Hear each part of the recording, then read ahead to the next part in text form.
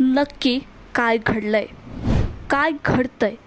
राज्यात लोकसभा निवडणुकांचा धुराळा उडला असतानाच राज ठाकरेंनी एंट्री मारत सस्पेन्स वाढवलाय। मनसे अधिकृतकडून एक टीजर लॉन्च करण्यात आला। येत्या 9 एप्रिल रोजी दादर येथील शिवाजी पार्कमध्ये मनसेचा गुढीपाडवा मेळावा होणार आहे। या मेळाव्यात मनसे पक्षप्रमुख राज ठाकरे आपल्या भाषणातून आपली लोकसभेची भूमिका स्पष्ट करू शकतात आणि म्हणूनच हा टीजर सगळ्यांचा सस्पेन्स वाढवणारा ठरतोय। मनसे आणि भाजपची युती होईल। मनसेला 2 जागा मिळतील। दक्षिण मुंबई आणि शिर्डी मतदारसंघावर मनसे दावा करेल।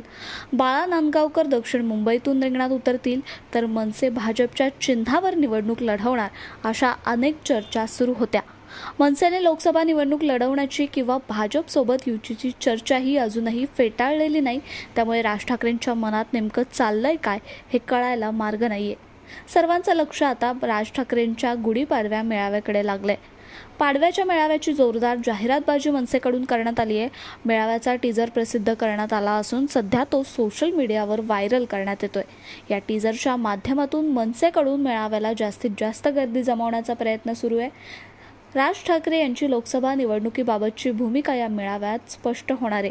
त्यामुळे आता राज ठाकरे नेमकी काय भूमिका घेतात, तसंच राज ठाकरेंनी वापरलेल्या काय घडलं, काय घडतंय हे बोलायचं या वाक्यामुळे महाराष्ट्राच्या राजकारणात नवा बॉम्ब तर फुटणार नाही ना, हे मात्र पाहावं लागेल। नक्की काय घडलंय, नक्की काय घडतंय हे सांगण्याची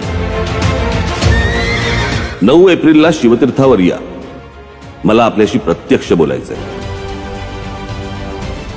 राजकारणातील प्रत्येक अचूक बातमीचे सर्वात आधी अपडेट्स मिळवण्यासाठी सरकारनामाच्या सर्व सोशल मीडिया प्लॅटफॉर्मला लाईक, फॉलो आणि सबस्क्राईब करा।